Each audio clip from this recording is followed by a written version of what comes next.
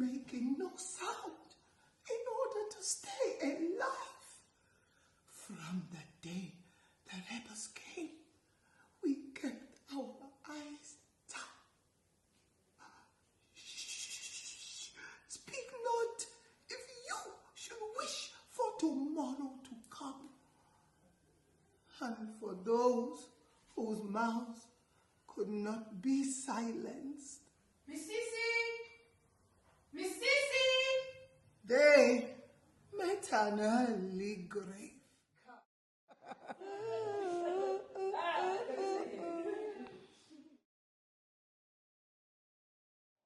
I am PB Whistle. And I'm Keisha, and we are RB8. RB8. I'd watched a programme called The City of Joy, which is an organisation that works with women that have been affected by sexual violence, which is used as a weapon of war in the Congo. And that is what really ignited our interest in the Congo, initially. And then we sat down to write our blueprint. We didn't know what Lost Lombi was going to be. And the first character that ignited, I think, was Bao. Today is my birthday. I am 10 years old. My mother always bakes me a cake to celebrate. Banana and chocolate is my favorite. But I won't be eating cake today. I'll be on the lookout for my little brothers. And suddenly we were looking at a different story, which was about a child soldier being a regular kid who had a mom, a dad, a family, siblings, was kidnapped and forced to become a child soldier.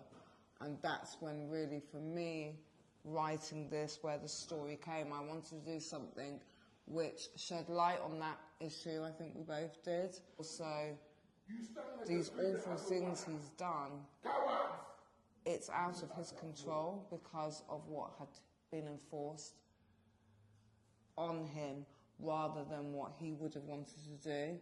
And I thought it was really important, so that obviously we're trying to make theatre here. We want audiences to be entertained. So at the same time, we thought, let's add a love story. So the reason we have so many characters and need so many actors, also for us as writers, we wanted to give work to actors of colour, because there isn't enough work out there where those stories can only be played by those actors. Yeah.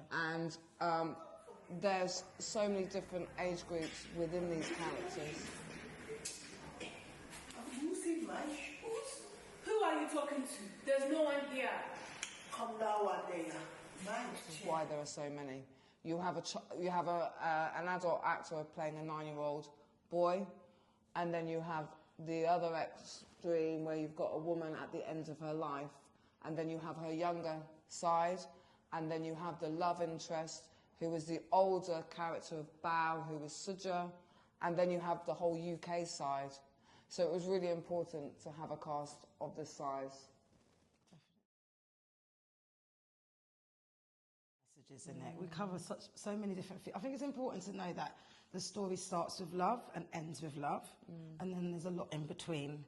And some of the themes are looking at adoption, identity, forgiveness, generational trauma of war. Generational trauma. So it's all those themes, but the overarching theme is hope and love. Hope and love. Hope within themselves. You know, there's a catchphrase in this play, stand tall like a tree. Before there were roots, there were seeds. Look straight ahead. Stand tall like a tree.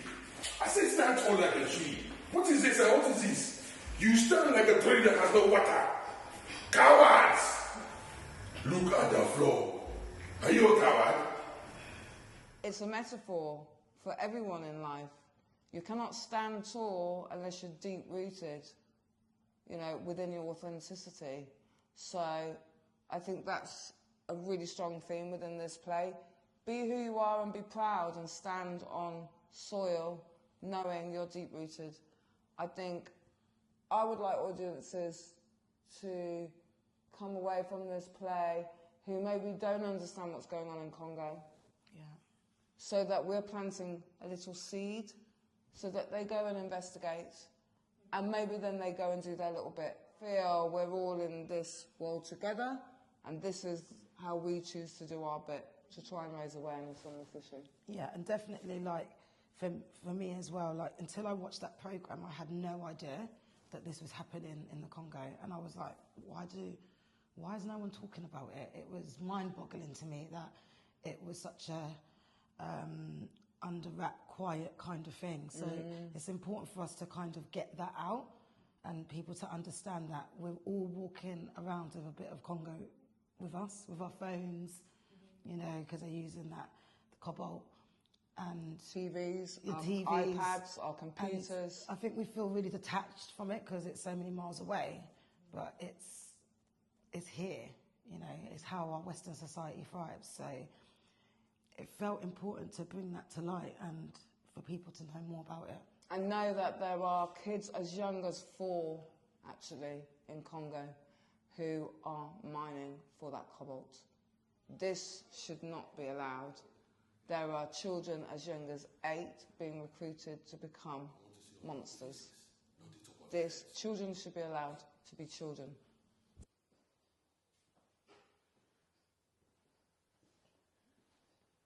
I want my mother to see my father,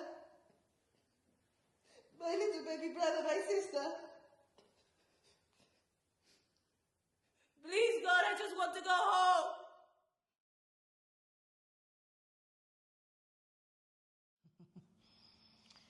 I don't know, I wouldn't say just one bit, I think there's numerous for me.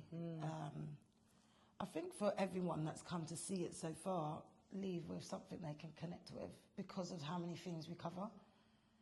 Even though the Congo might not be your culture, it might not be somewhere you're from or you understand, there's bits in the play that you might be like, oh, actually, that's something that I've experienced in my family or my life. Having an open heart, I think, is something that I take away from this play. Having an open heart allows you to really receive. I think that's one of the main things in this play that I take away. And then identity. I think everyone in the world, including myself, we're too quick to make very quick judgments on people without actually being mindful about what we say, how we comment. It doesn't necessarily mean I see something and that's how that individual feels within inside, and that to me is connected because I am adopted and I've gone through my life being judged because I don't quite look this and I don't quite look that, and then, you know, that was really important to me to have that in. So to raise that mirror up to audience, be mindful, be careful about what you say to people. You don't know their situation or circumstance. So I think that's... And I think it's quite interesting because you've been adopted, I have adopted children, so we've got both perspectives of the coin. Being a mum who adopted children, being a child that was adopted, and it feels right that we bring that to light as well. And I also think the U-turn of the story, because it ends with that hope of being able to feel connected and find yourself. Find yourself, whatever that is. Wherever, and however that is as well. Why can't people just let me be me?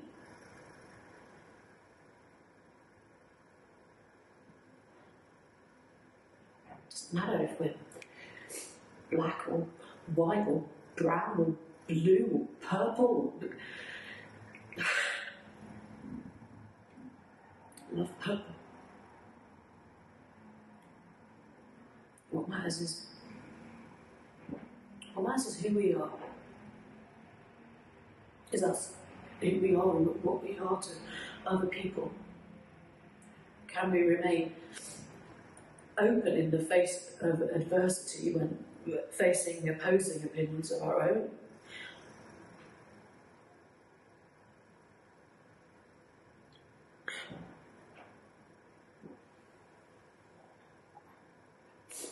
I guess why the world still insists on categorising us into boxes, then